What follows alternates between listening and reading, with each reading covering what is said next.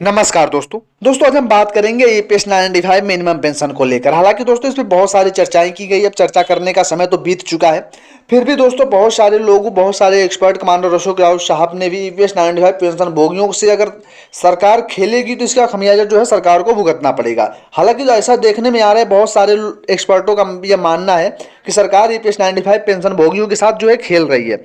सरकार और ये पीएफओ दोनों की मिली भगत है। पेंशन भोगी ने कहा कि वे पृथ्वी पर अपने कुछ महीने या वर्षों की गिनती कर रहे हैं। ईपीएस 95 पेंशन को लेकर कई नोटिफिकेशन आ रहे हैं। साथ ही सोशल मीडिया पे ईपीएस 95 पेंशन वृद्धि और 4/11/2022 को सुप्रीम कोर्ट के निर्णय को लागू होने के बारे में विरोधाभास रिपोर्ट सामने आ रहा है। पेंशन भोगियों का कहना है कि कुल मिलाकर यह वास्तव में भ्रमिक और पेंशन भोगियों जो 75 या 80 वर्ष के हैं यह समझने के लिए आगे क्या करना है कि सरकार या ईपीएफओ इस मामले को स्पष्ट जानकारी नहीं दे रही है। हालांकि सुप्रीम कोर्ट का आदेश लगभग 27 महीने पुराना हो चुका है। कुछ पेंशन भोगी सोच रहे हैं कि आने वाले बजट में कोई अच्छी खबर आएगी। चूंकि भारत के सर्वोच्च न्यायालय का आदेश आया तो क्या ईपीएस 95 पेंशन केस को बजट में शामिल करना जरूरी है? कोई समझ नहीं सकता कि सरकार और ईपीएफओ बुढ़ापे के पेंशनरों के जीवन के साथ खेल क्यों रहे हैं। अगर सोशल मीडिया बिना सरकार या ईपीएफओ की जानकारी की रिपोर्ट आ रही है तो सरकार द्वारा कोई कानूनी कार्रवाई क्यों नहीं की जाती? हर दिन यूट्यूब और गूगल पे कोई ना कोई खबर मिलती है। हम पेंशन भोगी वास्तव में यह समझने में नुकसान कर रहे हैं कि सरकार और ईपीएफओ ईपीएस 95 पेंशन भोगियों के जीवन से क्यों खेल रहे हैं। लगभग लाखों ईपीएस पेंशन भोगी लगभग 50% या 75-80 वर्ष से ऊपर के हैं। पेंशन भोगी ने कहा कि वे पृथ्वी पर अपने कुछ महीने या कुछ वर्षों की गिनती गिन रहे हैं। इसीलिए स्वर्ग के लिए सरकार और ईपीएफओ हमें तुरंत परेशान करना बंद करे। यदि आप एससी के आदेश को लागू करने की योजना नहीं है तो न्यूनतम पेंशन और लाभ की मांग नहीं मान रहे तो साहस पूर्वक कहें ताकि हम सभी एक बार एक पेंशन वृद्धि के सपने को देखना बंद कर दें।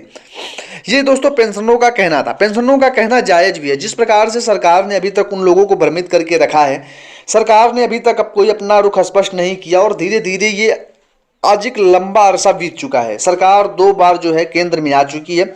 इसके बाद भी ईपीएस 95 पेंशनरों का जो है पैसा बढ़ाने के लिए अभी तक कोई आधिकारिक ऐलान नहीं किया गया है। ऐसे राशि पर आधारित दोस्तों पेंशन भोगियों का एक मत और भी है। जो लोगों का कहना है कि अगर आप नहीं बढ़ा सकते तो जो अपना योगदान है, जैसे 1.16% आप योगदान सरकार देती है और वहीं पे आप अगर सरकारी कर्मचारियों की बात करें तो उसमें आप 16% योगदान देते हो, तो उसी को क्यों ना थोड़ा सा मैनेज कर लिया जाए, थोड़ा सा बढ़ा दिया जाए। ईपीएस 95 पेंशन भोगियों का भी जो योगदान आप देते हो उसको थोड़ा सा बढ़ा दो, 2% कर दो, 5%। इस प्रकार से थोड़ा अगर आप स्थानांतरित करोगे तो हमारे ईपीएस 95 पेंशनों की राशि अवश्य बढ़ेगी। उनका मांग भी जायज है।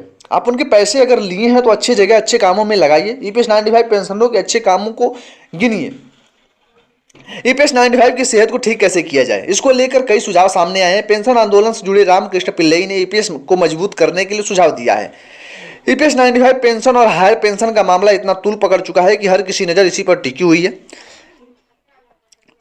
कर्मचारी नियोक्ता अंशदान को 8.33% से बढ़ाकर 10% करे। संपूर्ण नियोक्ता अंशदान ईपीएफओ में जाना चाहिए। नियोक्ताओं का पूरा अंशदान जो है ईपीएफ खाते में ही रखा जाए तथा सेवानिवृत्ति के बाद कर्मचारियों की इच्छा जो है पूरी राशि ईपीएस 95 में हस्तांतरित कर दी जाए अथवा उन्हें 40% की राशि निकालने की अनुमति दी जाए तथा शेष 60% की राशि ईपीएस 95 में ही रखी जाए। पेंशन में ऐसी राशि पर आधारित होना चाहिए। पेंशन के न्यायसंगत वितरण के लिए संपूर्ण पेंशन योग्य सेवा अवधि के लिए औसतन वेतन को अपनाया जाए, क्योंकि यह वास्तविक वेतन है जिसके आधार पर कर्मचारी नियोक्ता द्वारा अंशदान का भुगतान किया जाता है। पेंशन योग्य वेतन 1.16% से सरकारी अंशदान को बढ़ाकर कम से कम 2% किया जाए। सरकार ईपीएस 95 राशि की अधिशेष होने का न्यूनतम पेंशन पर सब्सिडी देना जारी रखे। न्यूनतम पेंशन न्यूनतम मजदूरी या पेंशन योग्य वेतन जो भी अधिक हो तथा न्यूनतम पेंशन योग्य सेवा अवधि 10 वर्ष पर आधारित होनी चाहिए। इस प्रकार के दोस्तों बहुत सारे जो है हमारे भाइयों का कमेंट आया है। बहुत सारे लोग जो है इस प्रकार का अपना निर्णय रखते हैं। आप बहुत सारे साइटों पे जैसे सूचना जी के माध्यम से आप उनके साइटों पे जाके पढ़ सकते हो। अगर वो छोटी से छोटी बात अगर फेसबुक पे लिखा जाता है तुरंत उसको वो लोग पोस्ट करते हैं और अच्छे से उसको प्रसारित करते हैं जो हर एक व्यक्ति को समझ में आ जाए। तो इस प्रकार से आप लोगों को जागरूक होना है और ईपीएस 95 पेंशनरों को जो है कमांडर अशोक राव साहब अकेले जो ये फैसला नहीं कर सकते। इतनी बड़ी जो है जिम्मेदारी उनने सबको दिया हुआ है, तो आप सभी लोगों को मिल करके साथ में काम करना है और न्यूनतम पेंशन को लेकर उसी प्रकार से अपना रुख स्पष्ट करना है और जिस प्रकार से लड़ाई आप लोग साथ मिलकर लड़ रहे हैं उसको कम नहीं होने देना है, क्योंकि सरकार भी यही चाहेगी कि हमें फुटमत हो और ईपीएस 95 पेंशन का मामला दबे, क्योंकि जितनी बार आश्वासन दी है सरकार, अगर उस पर एक बार भी 1% भी काम करेगी ना, तो सरकार भगवान की कृपा से ईपीएस 95 पेंशन जो है बढ़ाने का निर्णय लेकर उच्च पेंशन पर तय एक गलत तर्क दोस्तों हटा देगी। केंद्र और सरकार को साधने का कोई मौका पेंशन भोगी नहीं छोड़ रहे हैं। 7,500 रुपये चाहिए, वर्तमान में 1,000 रुपये न्यूनतम पेंशन मिल रही है, जिसे परिवार का भरण पोषण करना मुश्किल है। पेंशन भोगी का कहना है कि मौजूदा न्यूनतम पेंशन 1,000 रुपये प्रतिमाह, यदि सरकार भगवान की कृपा से 7,500 रुपये प्रतिमाह बढ़ाने का निर्णय लेती है तो अनुपात सूत्र क्या होगा, यानी किसी को भी 1,000 से नीचे और 1,000 से ऊपर 5,000 रुपये प्रतिमाह तक मिल रहा है। कृपया आप यह फॉर्मूला बताएं कि जिसका पालन ईपीएफओ अधिकारी करेंगे। ईपीएफओ से यह जानकारी भी लेनी चाहिए ताकि मन को संतुष्टि है वो मिल सके। ये कहने पेंशन भोगी शेखर मंत्री आदित्य नारायण ने कहा है, कृपया भ्रमित न हो, सरकार कभी भी न्यूनतम पेंशन नहीं बढ़ाएगी और कोई भी इसके प्रभाव की गणना करने का तनाव नहीं ले सकता। विनय दास बोलते हैं कि यदि केंद्र सरकार द्वारा कोई निर्णय लिया जाता है तो सितंबर 2014 के पूर्व बाद के सेवानिवृत्त लोगों की गणना क्या होगी।